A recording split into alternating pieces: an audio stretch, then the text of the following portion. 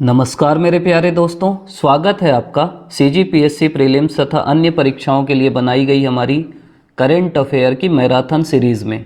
आज के इस वीडियो में हम पर्यावरण से संबंधित जो भी टॉपिक हैं और उनके जो भी अन्य पक्ष हैं उनको समझने का प्रयास करेंगे। ये करेंट के लिए भी आपका काम आएगा और जो स्टैटिक पर्यावरण है वो भी आपकी समझ बढ़ेगी। तो आगे बढ़ते हैं हम।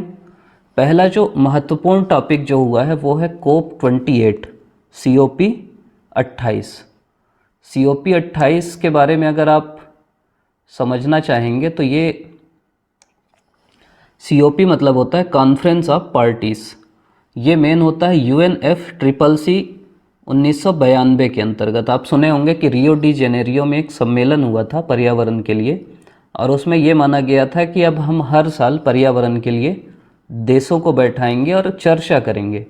तो इसीलिए उससे COP1, COP2, COP3 ऐसा करके हर साल होता है। तो अभी जो 2028 में हुआ वो है COP 28। ये कहाँ हुआ, पहला सवाल पूछ सकता है। तो इसका उत्तर है कि ये दुबई में हुआ है। दूसरा सवाल ये पूछ सकता है कि इसमें कितने देश शामिल थे। तो इसमें 157 देश शामिल हैं। अगली चीज़ है कि इसका आउटकम क्या हुआ। कोई भी कॉन्फ्रेंस अगर होती है तो मेन चीज़ होता है कि उसका क्या परिणाम निकला, कि भाई आप कॉन्फ्रेंस तो कर लिए लेकिन उसका परिणाम क्या है। तो इसमें एक जो मेन चीज़ हुई इसको बोलते हैं ग्लोबल स्टॉकटेक टेक्स्ट। इसमें क्या होता है कि पेरिस सम्मेलन जो COP 21 हुआ है, ये भी ध्यान रखिएगा, कॉन्फ्रेंस ऑफ पार्टीज 21 जो 2015 में हुई पेरिस में, उसमें एक गोल लाया गया कि देशों को ये चीज़ करना है अपनी ग्लोबल वार्मिंग और क्लाइमेट चेंज को रोकने के लिए। तो ये देखने के लिए कि भाई जो हम बोले हैं कि हर देश को करना है वो देश कर रहे हैं कि नहीं, उसके लिए ग्लोबल स्टॉकटेक टेक्स्ट लाया गया जो रिव्यू करता है कि हाँ ये चीज़ हम बोले थे और ये चीज़ हो रही। तो इसके बारे में चर्चा हुई। इसके अलावा फॉसिल फ्यूल्स जो हैं, जो आपके कोयले, पेट्रोलियम इनसे निकलते हैं जीवाश्म ईंधन, उससे दूर कैसे हों और कैसे हम रिन्यूएबल एनर्जी की तरफ जाएं, उसके बारे में बातचीत हुई। इसके अलावा declaration on triple nuclear energy हुआ और लॉस एंड डैमेज फंड हुआ। देखिए आप बोलेंगे तो मैं हर चीज़ समझा दूंगा, लेकिन क्या है ना कि पीएससी सीधा सीधा पूछेगा कि ये हुआ कि नहीं हुआ या ये किससे रिलेटेड है। जैसे लॉस एंड डैमेज क्या है कि जो भी देश है ना, जो द्वीपीय देश हैं, उनको बहुत ज़्यादा डैमेज होता है, क्योंकि आपका जल स्तर बढ़ता है, बर्फ़ पिघलती है, तो जल स्तर बढ़ेगा तो द्वीप डूबेंगे। तो बोल रहे हैं कि हमको जो डैमेज हो रहा है ना, लॉस हो रहा है, उसके लिए पैसा दो। थोड़ा सा अगर आप बैकग्राउंड समझेंगे तो 1972 में पहली पर्यावरण के लिए कॉन्फ्रेंस हुई जिसको बोलते हैं स्टॉकहोम कॉन्फ्रेंस। आपको मैं इसका PDF दे दूंगा, उससे आप आराम से समझ लेंगे। उसके बाद क्या होता है, 1987 में एक ब्रुटालैंड रिपोर्ट आती है। आप ध्यान से बस सुन लीजिए, समझ में आ जाएगा आपको। 72 में पहली बार स्टॉकहोम कॉन्फ्रेंस होती है। इसी के बाद फिर 5 जून को पर्यावरण दिवस मनाने लगते हैं हम। 1987 में एक ब्रुटालैंड रिपोर्ट आती है जिसका टाइटल होता है आवर कॉमन फ्यूचर, मतलब हमारा कॉमन जो फ्यूचर है वो। और इसमें ये बात करते हैं सतत विकास की, मतलब ऐसा विकास जो ना तो अभी के लिए नुकसानदायक हो ना तो आने वाली पीढ़ी के लिए नुकसानदायक हो। अब हम ऐसा कोई काम कर दे जो आने वाली पीढ़ी के लिए धरती ही ना बचे, जंगल ही ना बचे, तो दिक्कत है।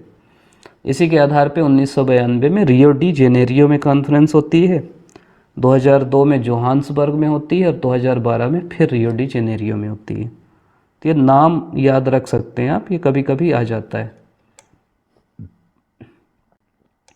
अब ये जो COP कॉन्फ्रेंस है हमारी क्लाइमेट के लिए, एक तो है आपकी, ये मतलब इतना ज़रूरी नहीं है याद रखना, बस मैं आपको बता दे रहा हूँ।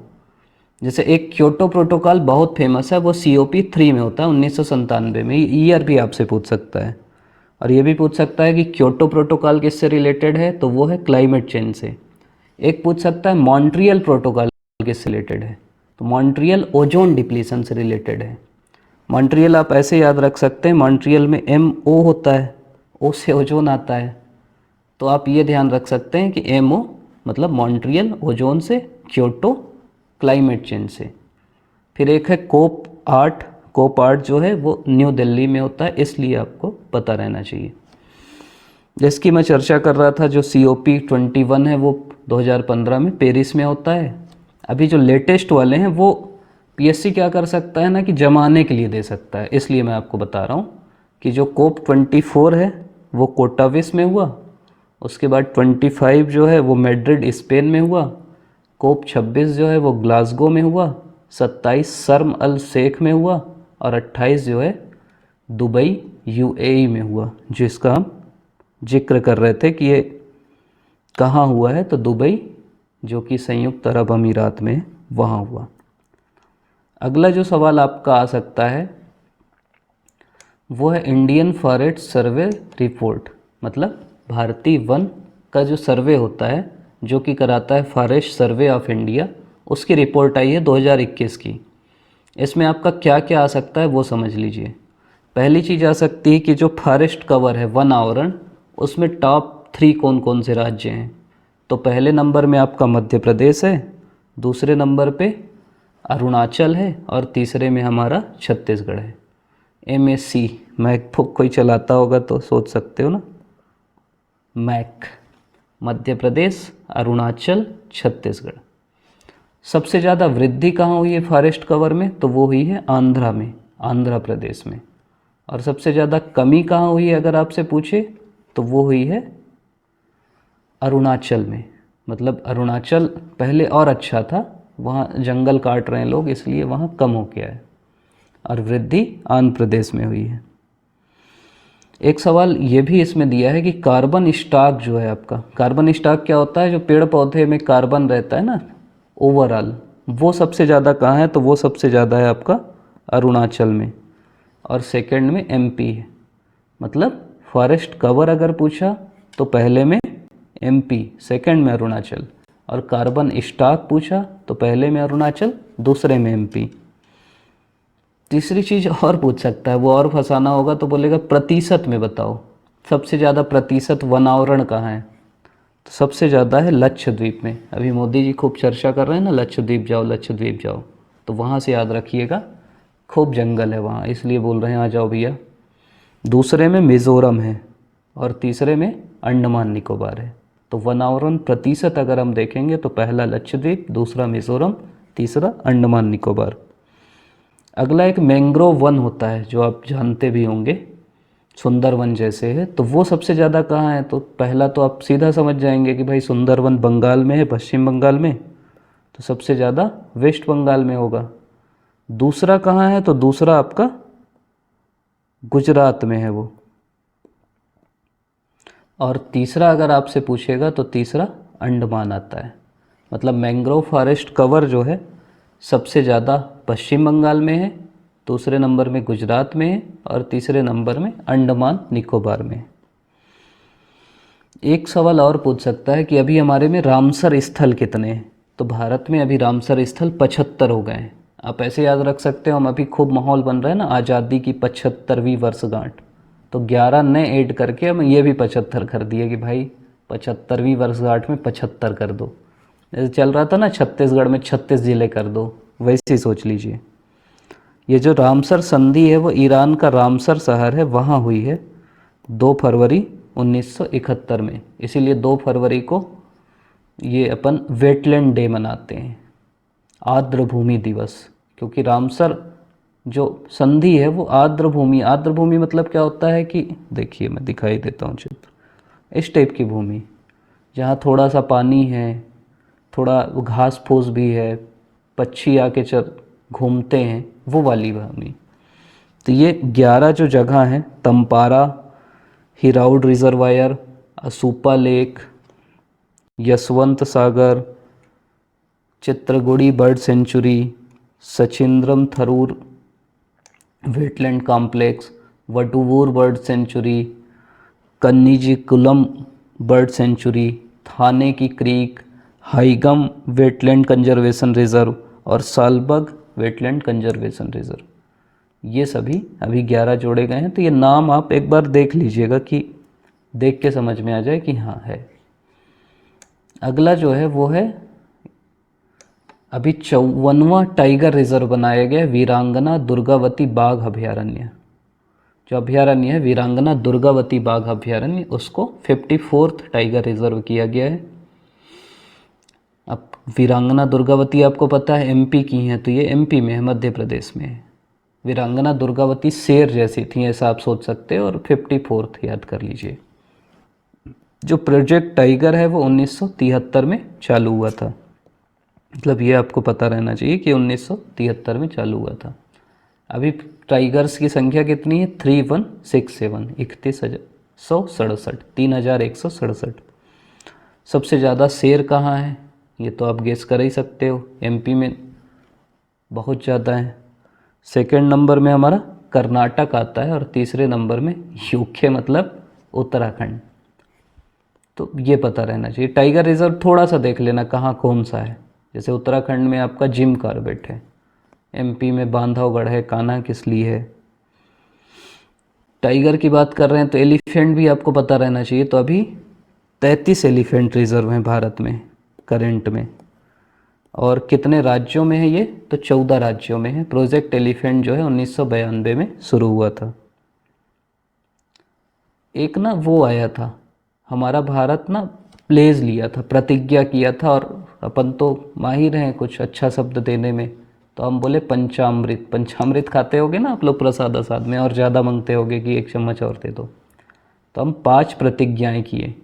पहला हम बोले कि 2070 तक हम 0 इमिशन कर देंगे, पहली चीज़।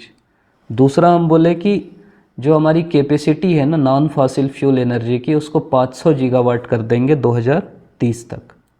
तीसरी प्रतिज्ञा थी कि जो रिन्यूएबल एनर्जी का प्रपोर्शन है ना, उसको हम 50% मतलब आधा रिन्यूएबल एनर्जी से करेंगे 2030 तक। चौथा है कि जो इमिशन इंटेंसिटी है उसको 45% तक कम करेंगे, और 1 billion ton emission carbon dioxide का कम करेंगे। ये हमारी 5 प्रतिज्ञाएं हैं। तो ये आपको मतलब शुरू की तो याद रहे कम से कम कि 2070 तक 0 इमिशन करना है। देखो ईयर इतना लंबा लिए है ना कि तब तक हम लोग रहेंगे कि नहीं पता नहीं, लेकिन प्रतिज्ञा है, ध्यान रखना है आपको। इसके बाद एक है नेशनल ग्रीन हाइड्रोजन मिशन। अभी क्या चालू हो रहा है कि हाइड्रोजन जो है, ग्रीन हाइड्रोजन, उससे बिजली निकाली जाए, और करेगा तो नवीन और नवीकरणीय ऊर्जा मंत्रालय ही करेगा, क्योंकि नवीकरणीय चीज़ ही है। एक और जो न्यूज़ में आया था वो है फॉसिल समुद्री, मतलब इसका फॉसिल भी मिला है, और ये पहला हमारा समुद्री शैवाल पार्क है। समुद्री शैवाल मतलब सीवीड, इसको शैवाल जो रहते हैं ना घास फूस समुद्र में, उनका पार्क हम बना दिए हैं। वो जो आप सुने होंगे गाय होती है, जो समुद्री गाय, वो इसको खाती है। तो ये पहला समुद्री शैवाल पार्क कहाँ बना है? तो वो बना है तमिलनाडु में, ये आपको पता रहना चाहिए। तो करंट में ये हमारे जो मेन टॉपिक थे वो ये आज के थे, और कई टॉपिक्स हैं। मैं ये कोशिश करूँगा कि उसको ना स्टैटिक में पढ़ा देता हूँ मैं, जैसे ओजोन लेयर डिप्लीशन पे सवाल आते ही है। इसके अलावा जो ग्लोबल वार्मिंग पोटेंशियल होता है कि सबसे ज़्यादा जैसे SF6 गर्म करती है, CO2 सबसे कम होती है, वो क्या होता है, कौन कौन सी गैस ग्रीन हाउस गैस है, किस किस गैस से प्रदूषण होता है, सफ़र क्या है। तो हम लोग कोशिश करेंगे कि एक नया वीडियो बना दें, क्योंकि करंट में वो अब आप मैगज़ीन पढ़ोगे उसमें बोलोगे यार इसमें तो नहीं आया है। तो मैं इसीलिए सोच रहा हूँ कि उसके लिए एक नया जो सेपरेट वीडियो इन्वायरमेंट का छोटा सा रैपिड रिवीजन टाइप का वो बना दूंगा, अगर आप लोग बोलेंगे कमेंट में तो। बाकी आप लोग अभी तक देख रहे हैं, इसके लिए आपका बहुत बहुत धन्यवाद। हमारे जो बाकी भी टॉपिक हैं, नेशनल चर्चित व्यक्तित्व, या बाकी जो भी खेल से सवाल खूब ज़्यादा आते हैं, छत्तीसगढ़ का जो भी करंट अफेयर है, वो हम एक एक करके लाते रहेंगे ऐसे छोटे छोटे वीडियोस में। आखिरी में हम लोग ये कोशिश करेंगे एक बार आपको बता दें कि क्या क्या घटनाएं हुई, फिर सभी का जो न्यूमेनिक्स होता है या कैसे उसको याद रखें, तो एक साथ एक वीडियो में हम उसको ले आएंगे। इस वीडियो का जो PDF है वो आपको टेलीग्राम चैनल पे मिल जाएगा, तो आप वहाँ से ले सकते हैं। आप अभी तक देख रहे हैं, इसलिए आपका बहुत बहुत धन्यवाद।